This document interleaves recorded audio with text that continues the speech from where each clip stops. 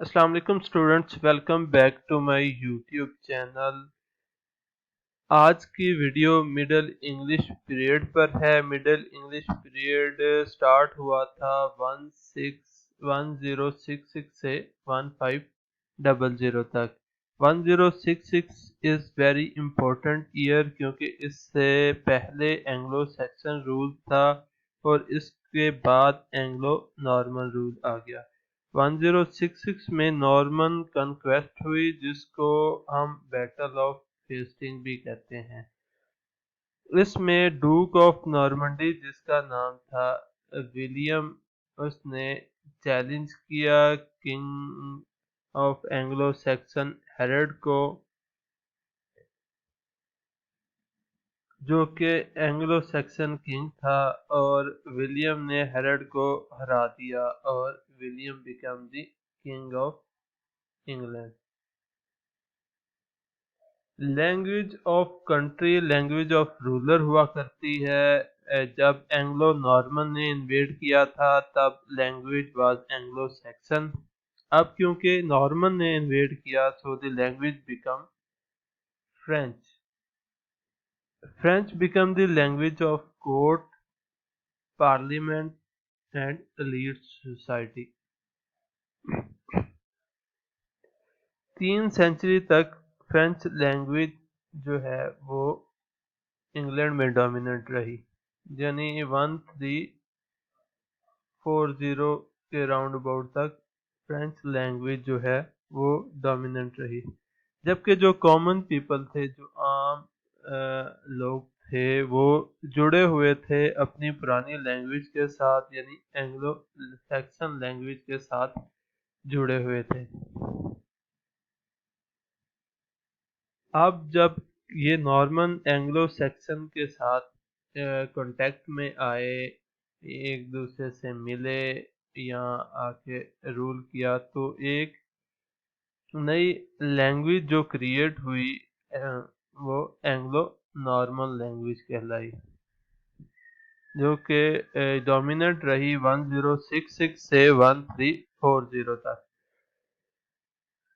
Anglo normal language اور Anglo Saxon language جب ایک دوسرے سے ملی، ایک دوسرے سے بیلٹ ہوئی، تو جو لینگویج بنی وہ ان بٹوین لینگویج کہلائی، کیونکہ نہ تو وہ اینگلو نارمل لینگویج تھی اور نہ اینگلو سیکسن لینگویج تھی، یعنی جو یہ لینگویج درمیان کی ایک لینگویج کریٹ ہوئی جو مڈل انگلش لینگویج کہلائی۔ اب یہ جو پورا چینج آیا یہ فوراً نہیں آیا، بلکہ یہ سٹارٹ میں جو نارمن انگلینڈ میں آئے وہ خود کو ماسٹر گرداننے لگے اور اینگلو سیکسن کو وہ سرونٹ کی نظر سے دیکھنے لگے، اور جو اینگلو سیکسن تھے وہ بھی نارمنز کو ہیٹڈ نظروں سے دیکھنے لگے، یعنی نفرت کی نگاہ سے دیکھتے تھے۔ بٹ لیٹر آن گریجولی کیا ہوا کہ آپ نے سنا ہی ہوگا جو اپوزٹ پولز ہوتے ہیں جو یہ ایک دوسرے کو کھینچتے ہیں، تو اس طرح لیٹر آن یہ ایک دوسرے کے قریب آئے اور ان میں فرینڈشپ ہوئی، یہ یونائٹڈ ہوئے، اور جو نئی لینگویج کریٹ ہوئی، جو نئی زبان کریٹ ہوئی، وہ مڈل انگلش لینگویج کہلائی۔ مڈل انگلش پیریڈ کو 3 پارٹس میں ڈیوائڈ کیا جاتا ہے۔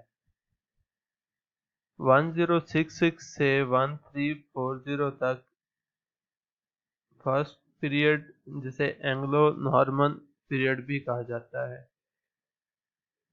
اینگلو نارمن پیریڈ کو اینگلو نارمن اس لیے کہتے ہیں کہ اس میں اینگلو نارمن لٹریچر لکھا گیا ہے، یعنی موسٹلی جو لٹریچر لکھا گیا وہ فرینچ لینگویج میں لکھا گیا اور اینگلو نارمن لینگویج میں لکھا گیا، جو کہ 1340 تک لکھا گیا۔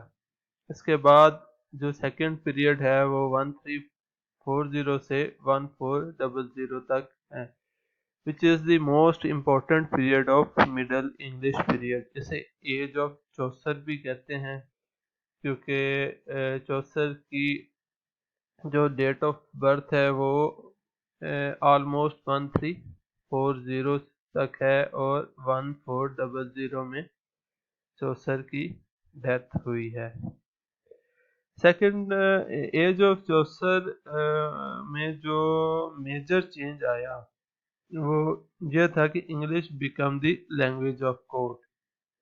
انگلش جو اس سے پہلے فرینچ لینگویج جو کورٹ کی لینگویج تھی وہ چینج ہوئی 1362 میں اور English become the language of court.